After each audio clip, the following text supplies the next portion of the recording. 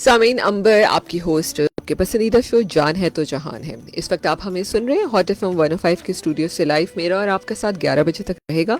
Doctor Nadeem नईमा मेरे साथ studio में मौजूद हैं। और जैसे मैंने ब्रेक से पहले भी बताया था कि हम रमज़ान के मुक़द्दस महीने में ब्लड शुगर की जो निगरानी के लिए जदीद टेक्नोलॉजी इस वक्त इंट्रोड्यूस पाकिस्तान में भी हो चुकी है, उसकी रोशनी में बात करेंगे कि वो किस तरह हेल्प कर सकता है डायबिटीज़ के मरीज़ों के लिए कि वो आराम से रोज़ा रख सकें। अस्सलाम वालेकुम डॉक्टर नदीम, कैसे हैं डॉक्टर नदीम अल्लाह आप? का शुक्र। Thank you so much for coming.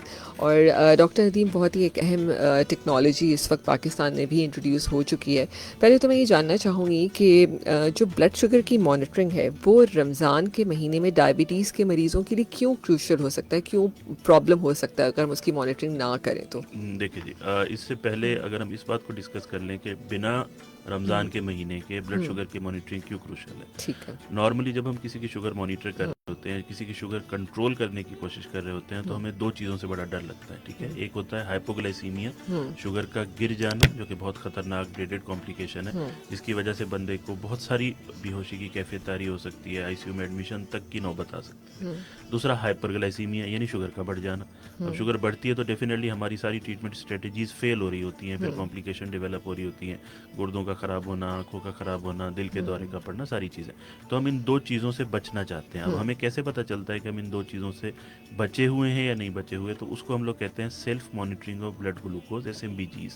यानी मरीज़ खुद अपने ग्लूकोमीटर से अपनी शुगर को मॉनिटर करता है, ठीक है। डिफरेंट टाइमिंग्स में करता है। जैसे कभी नाश्ते से पहले कर लिया, कभी नाश्ते के 2 घंटे बाद कर लिया, वो डिपेंड करता है। जैसे टाइप 1 का जो पेशेंट होगा वो एक दिन में 4 दफ़ा शुगर मॉनिटर करेगा एटलीस्ट। ठीक है। गेस्टेशनल डायबिटीज़ की जो पेशेंट होगी, जो प्रेगनेंसी वाली शुगर, वो 6 से 8 दफ़ा मॉनिटर करेगी। इसी तरह टाइप 2 का पेशेंट जो इंसुलिन पे होगा वो 2 दफ़ा मॉनिटर करेगा। टाइप 2 का पेशेंट जो मेडिसिन पे होगा वो हफ्ते में 1 से 2 दफ़ा मॉनिटर करेगा। तो डिफरेंट पेशेंट में डिफरेंट फ्रीक्वेंसी होती है शुगर की मॉनिटरिंग की। और मॉनिटरिंग सही। का मकसद एक ही होता है, शुगर बढ़ जाए तो हमें पता चल जाए, शुगर गिर जाए तो हमें पता चल जाए। ठीक हो बिल्कुल। गया। बिल्कुल। अब सवाल होता है कि रमज़ान के महीने में ये और ज़्यादा इंपॉर्टेंट क्यों हो जाता है? क्योंकि रमज़ान के महीने में हम सब जानते हैं कि 12 घंटे 14 घंटे की फास्टिंग होती है। अब अगर बिल्कुल। कोई पेशेंट मेडिसिन के ऊपर है, जो कि हम ऑलरेडी एडजस्ट कर चुके होते हैं, क्योंकि रमज़ान से पहले किसी भी मरीज़ को रोज़ा रखने की इजाज़त देने से पहले हम मेडिसिन एडजस्ट करते हैं। ठीक है, तो वो हम कर चुके होते हैं, स्टिल हमें ख़तरा होता है कि कहीं शुगर गिर ना जाए। इसी वजह से रमज़ान के महीने में ये फ्रीक्वेंसी बढ़ जाती है। नॉर्मली कहा जाता है कि आपको 7, ये बेसिकली 7 टाइम्स का रूल कहलाता है कि अगर आप कर सकते हैं तो आप एक दिन में 7 दफ़ा शुगर चेक करें। ओके। अब ये 7 दफ़ा कौन सा होता है? सबसे पहले आपका सहर में हो गया, उसके बाद जब आप नींद से उठते हैं उस वक्त हो गया, ठीक है। देन जोहर के टाइम पे, देन असर के टाइम पे, मगरिब के टाइम पे, इशा के टाइम पे, और 7वीं दफ़ा जब आपको लगे कि शुगर या तो गिर रही है या बढ़ रही है। जैसे शुगर गिरने के सिम्टम होते हैं धड़कन होना, घबराहट होना, पसीना होना, हाथ वगैरह कांपना, और बढ़ने के सिम्टम होते हैं यूरिन ज़्यादा आना, बेहोशी की कैफियत तारी होना, पेट में दर्द होना। तो हम कहते हैं कि 6 दफ़ा तो फ्रीक्वेंट है, 7वीं दफ़ा as per needed sugar checking होती है। ये इतनी बड़ी तहमीद बांधने का मकसद ये है कि हम ये जान लें सबसे पहले कि भाई शुगर चेक क्यों करनी है। सही तो बात है। रमज़ान के महीने में इस वजह से ज़्यादा चेक करनी है क्योंकि रमज़ान में हाइपोग्लाइसीमिया का रिस्क बढ़ जाता है, और जनरली इस वजह से चेक करनी है कि अगर हाइपोग्लाइसीमिया हो रहा हो तो भी हमें पता चल जाए, अगर शुगर बढ़ रही है तो भी हमें पता चल जाए, और हम अपनी मेडिसिन को एडजस्ट कर सकें। अब यहाँ पे टेक्नोलॉजीज़ की बात आ जाती है, क्योंकि देखें नॉर्मली अगर मैं आपको कहूँ कि आप अपने हाथ में उंगली में एक सुई मारें 7 दफ़ा तो तो बहुत ही मुश्किल बहुत काम ज़्यादा हो है। जाता है। और इवन रमज़ान के अलावा प्रेग्नेंट लेडीज़ को अगर कहा जाए 6 से 8 दफ़ा तो वो तो परेशान हो जाती हैं। सही बात है। अच्छा, उसके बगैर गुजारा भी नहीं है। गुजारा इस वजह से नहीं है कि ज़ाहिर है हमें पता ही नहीं चलेगा कि शुगर किस ट्रेंड में जा रही है। अगर फॉर एग्जांपल हम ज़ोहर के टाइम पे कहते हैं तो हम कहते हैं ज़ोहर के टाइम पे इसलिए चेक कर लो ताकि अगर आपकी शुगर 90s में आ रही है तो हम थोड़ा उसको और ज़्यादा फ्रीक्वेंट हो जाएं, इससे पहले कि शुगर गिर जाए और हमें पता ही ना चले। सही तो बात है। अब ये बहुत मुश्किल काम हो जाता है बहुत सारे लोगों के लिए। वंस इन अ डे चलें फिर भी चल जाता है, बहुत सारे लोग तो वो भी नहीं कर पाते। तो बिल्कुल। यहाँ पे फिर टेक्नोलॉजीज़ की बारी आती है। इन टेक्नोलॉजीज़ को हम लोग कहते हैं CGM डिवाइसेस, बिल्कुल। Continuous glucose monitoring devices. ये वो डिवाइसेस होती हैं, थोड़ी एक्सपेंसिव ज़रूर हैं, लेकिन अगर आप अफोर्ड कर सकते हैं, जो आपके 3 दिन में 1 दफ़ा उनका कैनोला आपके उसमें लग जाता है बॉडी के अंदर, बेसिकली उसको रिसेप्टर के ज़रिए वो आपको 24 घंटे शुगर की मॉनिटरिंग करता रहता है। ठीक है। आपका मोबाइल होगा या आपके पास डिवाइस होगी, आपने डिवाइस को स्कैन किया और वो फ़ौरन आपको एक्यूट शुगर की चेकिंग बता देता है कि जी भी इस वक्त क्या शुगर चल रही है। आप 10 दफ़ा करें, 10 सेकंड में आप 10 दफ़ा शुगर की मॉनिटरिंग कर सकते हैं।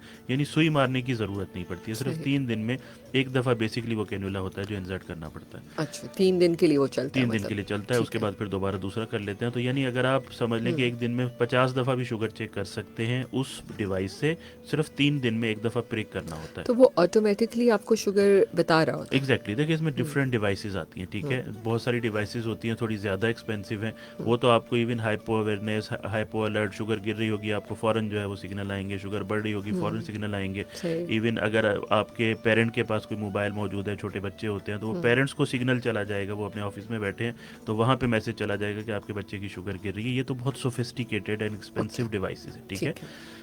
बहुत सारे लोग हमारे अफोर्ड डेफिनेटली इस किस्म की डिवाइसेस नहीं कर सकते हैं, तो बहुत सिंपलेस्ट जो डिवाइस आती है वो डिवाइस बड़ी सिंपल होती है। उसका एक रिसेप्टर होता है, आपने उसको जाके स्कैन करना होता है और उस वक्त आपको शुगर पता चल जाती है। यानी वो आपको कंटिन्यूस सिग्नल नहीं भेज रही होती, लेकिन जब आपको जब आप शुगर चेक करना चाहें तो आपने कुछ भी नहीं करना, कोई नया प्रिक नहीं करना होता। आपने सिर्फ जाके डिवाइस को पास लेके आना होता है, जो रिसेप्टर होता है, और वो वहाँ आपको बता देता है भी अभी इतनी शुगर चल रही है। या जैसे कि फॉर एग्जांपल हाइपो का खतरा हो रहा हो, आपने उस वक्त चेक किया, हाइपर का खतरा उस वक्त चेक किया, जब दिल किया उस वक्त आपने चेक कर ली। तो ये कंटिन्यूस ग्लूकोज मॉनिटरिंग कहलाती है। ठीक है। अच्छा डॉक्टर नदीम, जब हम इतनी लेटेस्ट टेक्नोलॉजी की बात करें तो थोड़ा सा रैंडमली प्राइसिंग को भी डिस्कस कर लेते हैं, क्योंकि ज़ाहिर है मैं समझती हूँ कि ज़ाहिर है बहुत सारे लोग अफोर्ड भी कर सकते हैं, बहुत सारे लोग नहीं भी। तो अब जैसे आपने कहा कि एक हाई एंड भी है और एक वो भी जिसको आप खुद स्कैन करके कर लें, तो हम प्राइस रेंज कहाँ से कहाँ तक शुरू करते हैं? अगर हम मिनिमल की बात करते हैं, क्योंकि इसमें बहुत सारी चीज़ें होती है ना, इसके अंदर आपकी डिवाइस भी होती है, डिवाइस के बाद फिर आपको 3 दिन के बाद कैनुला चेंज भी करना होता है। तो अगर हम रैंडमली बात करें तो तकरीबन एटलीस्ट 30,000 पर मंथ की बात हो रही है। ये सिर्फ शुगर चेकिंग की बात हो रही है। अगर हम इसको थोड़ा और ज़्यादा एडवांस कर लेते हैं तो फिर कुछ डिवाइसेस आती है जिसे हम इंसुलिन पंप कहते हैं। उसके अंदर जो इंसुलिन लगाने वाले मरीज होते हैं तो वो डिवाइस और इंसुलिन पंप दोनों एक दूसरे के साथ इनकॉर्पोरेटेड होते हैं। अच्छा, यानी खुद ब खुद इंसुलिन जारी होती है। इनफैक्ट अब तो क्लोज लूप सिस्टम आ गए हैं। क्लोज लूप सिस्टम का मतलब होता है कि शुगर बढ़ेगी तो जैसे हमारा पेनक्रियाज काम करता है ना, कि शुगर बढ़ेगी तो ज़्यादा इंसुलिन फेंक देता है, शुगर कम होती है तो कम इंसुलिन फेंक देता है। तो अल्टीमेटली मरीज को पता भी नहीं चलता है कि उसने इंसुलिन कितनी लगानी है, उसने क्या शुगर चेक करनी है, सब चीज़ें ऑटोमेटिकली खुद हो रही होती हैं, जो कि बहुत एक्सट्रीम एक्सपेंसिव हैं जो क्लोज लूप सिस्टम है। यहाँ है पाकिस्तान में क्लोज लूप सिस्टम अभी फ़िलहाल अवेलेबल नहीं है। कुछ कंपनीज मेट्रॉनिक वगैरह इस सिस्टम बना रही हैं, लेकिन उनके ही क्लोज लूप सिस्टम है, लेकिन वो फ़िलहाल पाकिस्तान में अवेलेबल नहीं है। लेकिन पंप्स अवेलेबल हैं और वो पंप्स उतने एडवांस्ड नहीं है। ज़ाहिर है हम लोग यहाँ पर अफोर्डेबिलिटी के बड़े मसले होते हैं, लेकिन ऐसे ज़रूर हैं कि उसके ऊपर आपने जैसे खाना है तो आपने पहले देखा कि आपकी कितनी शुगर आ रही है, फिर आपने अपनी कैलोरी कैलकुलेट करके आपने पंप के अंदर थोड़ा सा एक्स्ट्रा बोलस लगा दिया। और बेजल बेसिकली ये यूजुअली ना टाइप 1 डायबिटीज़ वाले मरीजों के लिए होते हैं, क्योंकि उनको दिन में 4 दफ़ा लगानी होती है। टाइप 2 वाले जो मरीज़ होते हैं उनमें अगर बहुत अच्छी अफोर्डेबिलिटी है तो वो अफोर्ड कर सकते हैं, वरना यूजुअली टाइप 2 के पेशेंट्स में हम लोग नहीं लगाते हैं। उसका रीज़न होता है कि ज़रूरत नहीं होती है। वंस इन अ वीक या ट्वाइस इन अ वीक अगर शुगर चेक कर रहे हो और अब चीज़ें स्मूथ चल रही हो तो ज़रूरत नहीं इतने पैसे खर्च करने की। लेकिन टाइप 1 के पेशेंट क्योंकि थोड़ा सा टिपिकल होते हैं, वो एक दिन में 4 दफ़ा उनकी शुगर चेक करनी होती है, 6 दफ़ा बल्कि, और फिर 4 दफ़ा जो है उनको इंसुलिन लगानी होती है। तो पर डे के तकरीबन ये 8-10 प्रिक बन जाते हैं। तो एक छोटे बच्चे को अगर पर डे 8-10 प्रिक करने पड़े तो ये ज़ाहिर है कि बहुत मुश्किल काम होता है। तो उनमें फिर जो लोग अफोर्ड कर सकते हैं उनको फिर हम पंप रिकमेंड करते हैं, सीजीएम डिवाइस। तो क्या ये आपकी बाजू पे लगता है? हाँ एग्जैक्टली, बिल्कुल। और कितना बड़ा होता है? मतलब ये बहुत छोटा सा होता है, छोटी सी, आप ऐसे समझ लें कि उस 1 इंच के डायमीटर का एक छोटा सा डिवाइस होती है जो बाजू पे लग जाती है, जो लगी रहती है। अच्छा, उसका जो रिसीवर होता है वो तो बड़ा होता है, वो तो मोबाइल के साइज़ का होता है, वो आपके पास होता है। वो आपके पास होता है, ठीक है। वो आपने जब उसको करना है, स्कैन करना है, उसके पास लेके जाके स्कैन कर लेते हैं। पंप का जहाँ तक सवाल है तो पंप भी ज़ाहिर है आपकी बॉडी में लगा रहता है, वो अल्टीमेटली इंसुलिन को डिलीवर करता है। वो दूसरी जगह लगता है, जैसे एब्डोमेन के अंदर लग सकता है या किसी भी एरिया पे लग सकता है, यूजुअली एब्डोमेन पे लगता है। तो वो इंसुलिन को जो है ना इंजेक्ट करता रहता है। वो भी तकरीबन एक मोबाइल की डिवाइस जितनी है। ठीक है। तो आपके जो नॉर्मल डेली एक्टिविटी है उसको डिस्टर्ब तो नहीं करती? नहीं करती, क्योंकि देखिए यूजुअली ये डिवाइसेस जो है वो वाटर प्रूफ होती हैं। आप स्विमिंग भी कर सकते हैं, बहुत सारी चीज़ें कर सकते हैं, कुछ नहीं होती, लेकिन यूजुअली ये डिवाइसेस वाटर प्रूफ होती हैं। पंप तो आपको काफ़ी दफ़ा पंप भी वाटर प्रूफ आ जाते हैं, लेकिन पंप आपको अगर इस किस्म की कोई एक्टिविटी करनी हो तो आप उतार के रख देते हो थोड़ी देर के लिए, उसके बाद दोबारा लगा देते हो। लेकिन सीजीएम डिवाइस जो है ये हमेशा वाटर प्रूफ होती है, वो आप नहीं निकालते। वो 3 दिन के लिए लग गई तो 3 दिन के बाद ही फिर निकलती है। ठीक है। तो इसमें ज़ाहिर जैसे आपने कहा ना कि 3 दिन के बाद दोबारा प्रिक करना पड़ता है, तो उसके लिए मरीज़ को क्या हॉस्पिटल जाना पड़ता है? बिल्कुल भी नहीं। देखिए इसमें ना ऑटो इंजेक्टर होते हैं, इस मरीज़ को एक दफ़ा सिखा दिया जाता है, फिर वो सारे काम खुद ही करते रहते हैं। अच्छा, हाँ, ये ज़रूर होता है कि बहुत सारी चीज़ें ऐसी होती हैं जैसे अचानक से शुगर रेंज में नहीं आ पा रही है, तो हमें मरीज़ की बेजल को बढ़ाना पड़ता है, या फॉर एग्जांपल अगर मरीज़ ने खाना खा रहा है, उसने कैलोरी को कैलकुलेट किया है, कार्बोहाइड्रेट को, और उतनी इंसुलिन लगाई है लेकिन शुगर फिर भी उतनी नहीं है, क्योंकि टाइप 1 ना बड़ा टिपिकल होता है। टाइप 1 हर पेशेंट की डिफरेंट इंसुलिन की रिक्वायरमेंट होती है, हर पेशेंट की डिफरेंट इंसुलिन कार्बोहाइड्रेट रेशो होता है। यानी कि अगर फॉर एग्जांपल पेशेंट ए है, वो 30 ग्राम कार्बोहाइड्रेट का खाना खा रहा है, तो हो सकता है 30 ग्राम कार्बोहाइड्रेट के खाने के लिए पेशेंट ए को 5 यूनिट इंसुलिन की ज़रूरत पड़े। पेशेंट बी है, वो उसी 30 ग्राम कार्बोहाइड्रेट खाने के लिए उसको 8 यूनिट इंसुलिन की ज़रूरत पड़े। ये भी हो जाता है कि पेशेंट ए को आज 5 यूनिट की ज़रूरत है और एक महीने के बाद उसका इंसुलिन कार्बोहाइड्रेट रेशो चेंज हो जाए और उसको 8 यूनिट की ज़रूरत पड़े। तो ये थोड़ा सा टिपिकल हो जाता है। तो ऑटो पे पेशेंट्स को हम लोग नहीं रख सकते हैं। कैलिब्रेशन ज़ाहिर है डॉक्टर ही करते हैं। इवन क्लोज लूप सिस्टम की जो कैलिब्रेशन होती है, उसमें भी आपको डालना पड़ता है कि जी इस पेशेंट का इतना इंसुलिन कार्बोहाइड्रेट रेशो है, इस पेशेंट का इतना इंसुलिन सेंसिटिविटी इंडेक्स है, क्योंकि क्लोज लूप सिस्टम को यूजुअली नहीं पता होता कि इतनी शुगर बढ़ेगी तो इतने इंसुलिन के यूनिट देने हैं।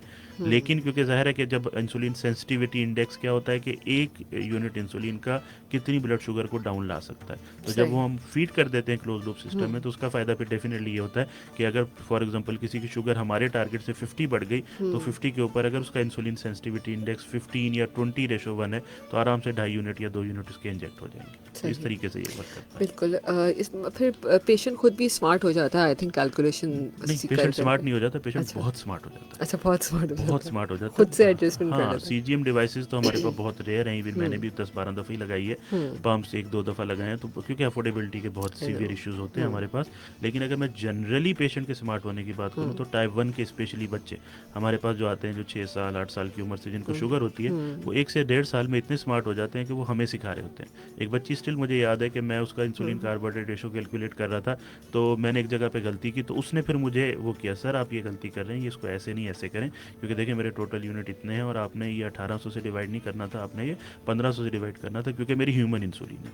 वो बच्ची, छोटी सी बच्ची, 8-9 साल की बच्ची, और उसको मुझसे ज़्यादा जो है, ज़ाहिर बात है, आप देखें ना, अगर मैं बीमार होता हूँ फॉर एग्जांपल, तो आप यकीन करेंगे कि मैं या मेरा बच्चा या मेरी फैमिली का कोई फ़र्द बीमार होता है, तो मैं वो ना उस बीमारी की उस वक़्त की कंडीशन को मुझसे ज़्यादा बेहतर कोई नहीं जान सही सकता। बात है, बिल्कुल। फिर उसके बाद मैं उसके ऊपर सर्चिंग भी कर लेता हूँ फ़ौरन। मैं बीइंग अ डॉक्टर, मुझे बहुत सारी चीज़ों का पता है, लेकिन बीइंग अ ह्यूमन बीइंग बहुत सारी चीज़ों का मुझे नहीं पता। सही तो बात अगर है। मैं देखता हूँ कि मेरे घर में मेरा ही कोई फैमिली का मेंबर बीमार है, तो मेरे पास एक तो उसकी असेसमेंट करने का टाइम बहुत ज़्यादा होता है, दूसरा उसके ऊपर सर्चिंग करने का टाइम बहुत ज़्यादा होता है, तो मैं बहुत अच्छे तरीके से ट्रीट कर सकता हूँ। So true. अक्सर लोग कहते हैं कि आप बीइंग अ डॉक्टर आप अपनी फैमिली को या खुद को ट्रीट ना करें। मैं कहता हूँ ऐसा बिल्कुल भी नहीं। बीइंग अ डॉक्टर आप जितना अच्छा अपनी फैमिली को और खुद को ट्रीट कर सकते हैं, कोई और नहीं कर सकता। सही बात है। यही चीज़ अप्लाई करती है हमारे टाइप 1 के बच्चों के ऊपर। वो इतने एक्सपर्ट हो जाते हैं बहुत सारे, कि वो फिर हमारे बीच में आने की ज़रूरत नहीं पड़ती। कोई साल में एक दफ़ा बच्चों का विजिट हो रहा होता है, वरना उन्हें पता होता है कितनी शुगर आए तो क्या करना है, कितनी बढ़ जाए तो क्या करना है। इनफैक्ट ये पता होता है कि अगर गुलाब जामुन खानी है तो क्या करना है, अच्छा। क्योंकि उन्हें इंसुलिन कार्बोहाइड्रेट रेशो का सही। पता होता है।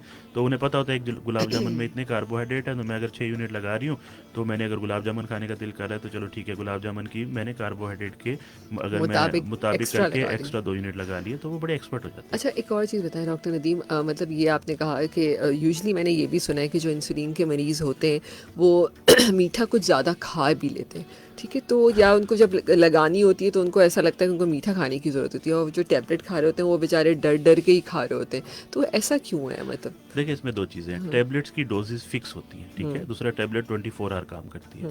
यानी अगर आपने एक गोली 30 mg की ले ली है, अच्छा आपको एक गुलाब जामुन एक्स्ट्रा खानी है, तो वो गुलाब जामुन तो 4 या 6 घंटे आपकी शुगर को बढ़ाएगी, लेकिन वो टैबलेट ने तो 24 आवर काम करना है। तो अगर आप कहें कि नहीं जी मैं एक्स्ट्रा गुलाब जामुन खाऊंगी और मैं जो है ना 30 mg के बजाय 60 mg की गोली ले लूँगी, तो उस वक्त तो 60 mg की गोली ने उस शुगर को डाउन लाई, लेकिन वो तो 24 घंटे काम कर रही है, और 24 घंटे तो गुलाब जामुन की शुगर आपके खून में नहीं घूम रही है, तो पता चलेगा कि 12 घंटे के बाद शुगर गिर रही होगी। सही बात। तो ओरल हाइपोग्लाइसीमिक्स वालों के लिए चीज़ों को बहुत ज़्यादा एडजस्ट करना मुश्किल होता है।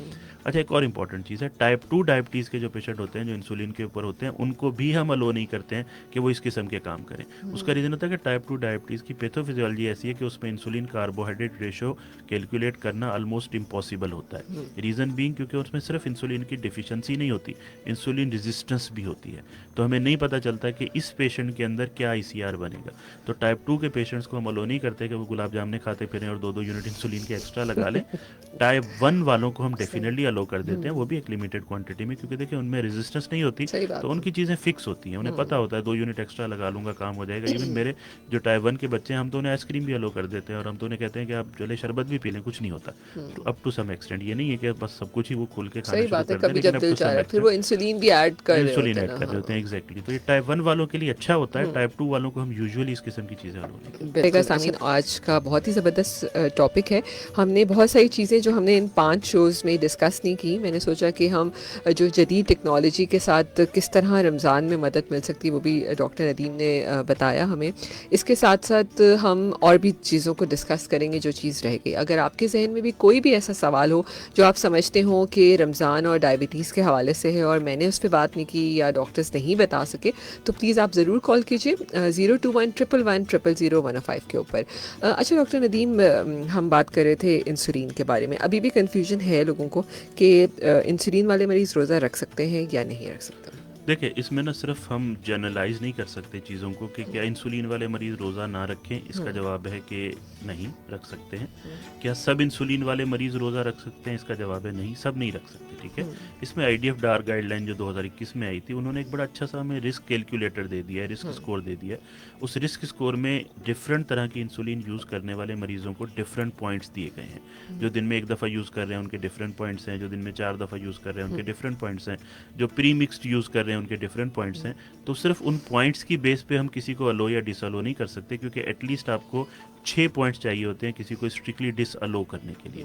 तो 2 से 3 पॉइंट इंसुलिन के आ जाते हैं यूजुअली, लेकिन अगर बाकी चीज़ें कंट्रोल्ड हैं तो इंसुलिन वाले मरीज़ बड़ा इजीली रोज़ा रख रहे होते हैं। लेकिन अगर बाकी चीज़ें भी अनकंट्रोल्ड हैं, कोई कार्डियोवैस्कुलर डिजीज़ है, शुगर का कंट्रोल अच्छा नहीं है, शुगर गिर जाती है, कोई गुर्दे का मसला है, तो उसमें पॉइंट्स ऐड हो जाते हैं। तो अगर 6 से पॉइंट एक्स्ट्रा हो जाते हैं तो फिर हम कहते हैं कि स्ट्रिक्टली अलाउड नहीं है। इवन हमारा और उलमा कराम दोनों का बिल्कुल क्लियर इसमें कंसेंसस है कि फिर आप रोज़ा नहीं रख सकते।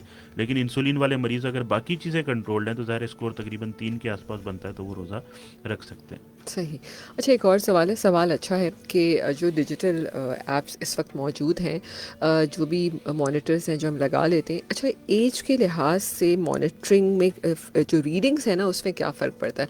एक बंदा जो 30 से 40 साल में है, जो 70 से 90 के बीच में है, तो क्या अच्छा, रीडिंग्स ये ना फ़र्क ये हो सकती बहुत है? इंपॉर्टेंट सवाल है। अक्सर लोगों को ना पता नहीं क्यों लगता है कि शायद हमारी एज 60 हो गई है तो अब हमारी रीडिंग डिफरेंट हो गई है, चाहे वो ब्लड प्रेशर की रीडिंग हो या शुगर की रीडिंग हो। देखिए, एज के लिहाज से रीडिंग्स थोड़ा सा मैटर ज़रूर करती हैं। वो इस लिहाज से कि आपकी पीछे बाकी जनरली कितनी लाइफ एक्सपेक्टेंसी है। सही। अगर मेरे पास कोई 80 या 85 साल के बुजुर्ग होंगे डेफिनेटली, तो हमें पता है कि उनकी लाइफ एक्सपेक्टेंसी में भी 10 या 15 साल होगी। तो उस दौरान अगर हम उनकी शुगर को उतना अच्छा कंट्रोल नहीं करेंगे तो स्टिल कॉम्प्लिकेशन डेवलप होने तक उनकी लाइफ एक्सपेक्टेंसी खत्म हो चुकी होगी। ठीक, तो ये तो फिर भी चल जाता है 80 टू 85 ईयर ऑफ एज। लेकिन अगर कोई 60, 50, 65 ईयर ऑफ एज का बंदा है तो उसके शुगर के टारगेट्स और 30, 35 ईयर के एज के बंदे के शुगर के टारगेट्स एग्जैक्टली सेम होंगे। उसकी वजह यह कि हम चाहेंगे कि शुगर को एग्जैक्टली उस रेंज में रखें जिसमें हमें कॉम्प्लिकेशन का खतरा ना हो। जैसे फॉर एग्जाम्पल हमारा टारगेट होता है जनरल लोगों के अंदर कि खाने से पहले की शुगर 80 टू 120 रखी जाए, खाने के 2 घंटे बाद की शुगर 100 टू 160 रखी जाए, HbA1c 6.5 रखा जाए। ये जनरल टारगेट है। 30 साल का हो, 40 का हो, 60 का हो, 18 का हो, 20 का हो, ये हमारा जनरल टारगेट है। लेकिन अगर किसी को ऑलरेडी कॉम्प्लिकेशन डेवलप हो चुकी हैं और उन डेवलप होने की वजह से शुगर के गिरने का खतरा बढ़ जाता है तो हम इसको थोड़ा सा लेक्स कर लेते हैं। थोड़ा सा लेक्स का मतलब ये होता है कि खाने से पहले 80 टू 130 चलेगी, खाने के बाद 100 टू 180 चलेगी, HbA1c 7 चलेगा। इतना सा लेक्स हो जाता है डिपेंडिंग के पेशेंट को कौन सी कॉम्प्लिकेशन हो चुकी है। लेकिन जो हमारे जहन में कॉन्सेप्ट है ना कि प्योर एज की बेस के ऊपर टारगेट चेंज होते हैं, ऐसा बिल्कुल भी नहीं है। क्योंकि 60 साल वाले बंदे की गुर्दे भी हम उतने ही बचाना चाहेंगे जितना 30 साल वाले। बिल्कुल। अच्छा डॉक्टर नदीम, ये बताइए कि जब हम डिवाइसेस की बात करते हैं, देखिए एक तो आपने जो लेटेस्ट टेक्नोलॉजी की डिवाइस है उसके बारे में बताया, लेकिन जो दूसरी डिवाइस है जिसमें यूजुअली आम तौर पे हर घर में ही मौजूद होती है, ठीक है, जब हम डिजिटल दौर की बात करते हैं हम ये मानते हैं कि एक जस्ट सिंगल प्रेस से आप कहीं से कहीं पहुंच जाते होते हैं, ठीक है, लेकिन ज़ाहिर है एरर हमेशा अब इन चीज़ों में कहीं ना कहीं रहता है। तो एक छोटी सी एग्जांपल देती हूँ, जैसे मेरी वालदा जब शुगर चेक करती हैं तो वो मुझे कहती है अरे भाई ये तो डिवाइस ही ख़राब है, कल भी यही शुगर दे रही थी, आज भी यही शुगर दे रही है। तो फिर मैं उनसे कहती हूँ नहीं भाई उतनी ही होगी जितनी दे रही है, कि तो जो एरर है उसमें आप क्या समझते हैं कि इन डिवाइसेस में एरर हो सकता है? देखें, एरर हो सकता है नहीं, एरर बहुत ज़्यादा हो सकता है, ठीक है। ये जो भी डिवाइसेस आती हैं जिन्हें हम सिंपल ग्लूकोमीटर कहते हैं, सबसे पहले तो डिपेंड करता है कि डिवाइस किस कंपनी की ले रहे हैं। आजकल बहुत सारी चाइनीज़ ब्रांड्स अवेलेबल हैं, 600 800 की डिवाइसेस मिल जाती हैं जिसमें एरर का मार्जिन बहुत ज़्यादा होता है। अच्छी डिवाइसेस का मतलब है जैसे एबट की हो गई, एक्यूचेक की हो गई, ये वर्ल्ड में पूरी दुनिया में ही पहले नंबर पे आती है। इन डिवाइसेस के अंदर भी एरर का खतरा होता है, स्पेशली एक्सट्रीम्स के ऊपर। यानी अगर आपकी शुगर 200 150 आ रही है तो एरर का रिस्क कम होता है, लेकिन अगर शुगर 500 प्लस हो गई है तो एरर का रिस्क बढ़ जाता है। या शुगर अगर 70 के आसपास आ गई है तो एरर का रिस्क बढ़ जाता है। तो इसमें अपने मरीजों को हम कुछ चीज़ें गाइड करते हैं। पहला, अगर एक दिन शुगर अचानक से आउट ऑफ द वे आ जाए, फॉर एग्जांपल आपकी शुगर 150 चल रही थी, पौने 200 चल रही थी, 200 चल रही थी, अचानक से 500 आ गया या अचानक से 60 आ जाए, तो एक दफ़ा आप दोबारा चेक करें, उसी ग्लूकोमीटर से दोबारा चेक करें, उससे आइडिया हो जाता है कि उसमें कोई फॉल्ट तो नहीं है। दूसरा, अगर रीडिंग्स बिल्कुल फिक्स आ रही हो, फिक्स का क्या मतलब है, 160 आई, 180 आई, 190 आई, 210 आई, 220 आई, तो इसका मतलब एरर है, क्योंकि किसी भी इंसान के जिस्म में ऐसा नहीं हो सकता कि फिक्स राउंड ऑफ करके रीडिंग्स आए। जैसे 113 आएगी, ठीक है, मानते हैं, 117 आएगी, मानते हैं, ऐसा नहीं होगा कि आज 110 है, फिर कल 120 है, फिर परसों फिर 110 है, तो इसके चांसेस कम होते हैं। इसीलिए हम कहते हैं कि कुछ ऐसी हिंट्स होती हैं जो आपको बता देती हैं कि प्रोबेबली आपके ग्लूकोमीटर में एरर है। तीसरी इंपॉर्टेंट चीज़ होती है कि आप अपने ग्लूकोमीटर को कैलिब्रेट करते रहें। अब कैलिब्रेट करने के दो तरीके होते हैं। पहला तरीका ये होता है कि ग्लूकोमीटर के साथ एक सॉल्यूशन मिला हुआ होता है, वो सॉल्यूशन आपको बता रहा होता है, उस सॉल्यूशन के अंदर फिक्स ग्लूकोज की रीडिंग होती है। तो आप वो सॉल्यूशन जब डालते हैं तो वो आ जाता है कि जी इतनी शुगर आ रही है, लेकिन जितनी उस सॉल्यूशन के ऊपर रीडिंग लिखी होती है, अगर वो ना आए तो इसका मतलब है कि ग्लूकोज में फॉल्ट, ग्लूकोमीटर में फॉल्ट है, ठीक है। लेकिन वो सॉल्यूशन यूजुअली हम लोग गुम कर देते हैं। तो मैं फिर उससे आसान तरीका बताता हूँ कि आप ग्लूकोमीटर उठाएं, किसी भी लेबोरेटरी चले जाएं, क्योंकि जो ब्लड शुगर रीडिंग्स होती हैं जो इंट्रावेनस ब्लड से ली जाती हैं, उसमें फॉल्ट के चांसेस कम होते हैं। तो आप ग्लूकोमीटर उठाएं, अपनी लेबोरेटरी चले जाएं, वहाँ से एक शुगर चेक करा लें और उसी वक्त ग्लूकोमीटर से भी चेक कर लें। सही बात है। 10 तक का भी डिफरेंस अगर आ रहा है दोनों रीडिंग्स के अंदर तो एक्सेप्टेबल होता है, लेकिन अगर 30-40 का डिफरेंस आ रहा है तो फिर आपको अपने ग्लूकोमीटर को थोड़ा सा उस पर नजरसानी करनी चाहिए। समटाइम्स सेल्स की प्रॉब्लम भी आ जाती है। एग्जैक्टली, सेल्स की आ जाती है और इनकी वारंटीज होती हैं glucometer. Thank you so much doctor Nadeem, और जेनिक्स फार्मा पाकिस्तान एंडोक्राइन सोसाइटी का बहुत शुक्रिया अदा करूँगी कि हमेशा स्पेशली डायबिटीज़ पे हमें मौका देते हैं कि हम अच्छे डॉक्टर्स के साथ बात कर सकें। आखिर में कोई फिर मैसेज देना चाहेंगे इस शो के हवाले से? हाँ, देखिए, रमज़ान आ रहा है, हम सब जानते हैं, रमज़ान के बहुत सारे हेल्थ बेनिफिट्स भी हैं। शुगर के मरीज़ों को थोड़ा सा काशिश रहना चाहिए। अल्लाह ताला ने इस्लाम के अंदर सख्तियाँ नहीं रखी।